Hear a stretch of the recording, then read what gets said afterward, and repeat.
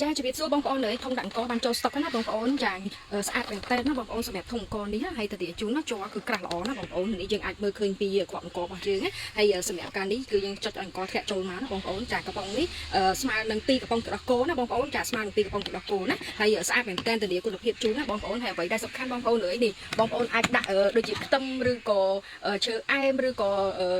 គ្រឿងអីដែលថាក្អូបបងប្អូនដាក់នៅត្រង់នេះកុំឲ្យខ្មោចកុំឲ្យអីចូលសត្វអីចូលណាបងប្អូនហើយនេះយើងអាចបិទសម្រាប់យើងអាចដាក់មកដាក់ថ្ងៃណាថ្ងៃដែលយើងបានដាក់អង្គទៀតណាបងប្អូនណានេះគេមានឡងនិយាយគេទៀតសម្រាប់ថ្ងៃគេដាក់អង្គថ្ងៃណាអញ្ចឹងណាបងប្អូនចាហើយអ្វីដែលសំខាន់បងប្អូននេះនេះដាក់បាន10គីឡូសម្រាប់ធុងអង្គនេះណាអាចដាក់បាន10គីឡូហើយជ្រៅណាបងប្អូននេះអាចដាក់បាន10គីឡូអង្គណាចាអញ្ចឹងសម្រាប់ម៉ាក់បងប្អូនទាំងអស់គ្នាដែលត្រូវការធុងសម្រាប់យើងដាក់អង្គអាចឆាតចូលពេកបានទៅគុណភាពហើយនឹងតម្លៃជូនហើយរូបរាងគឺស្អាតខ្លាំងណាបងប្អូនណា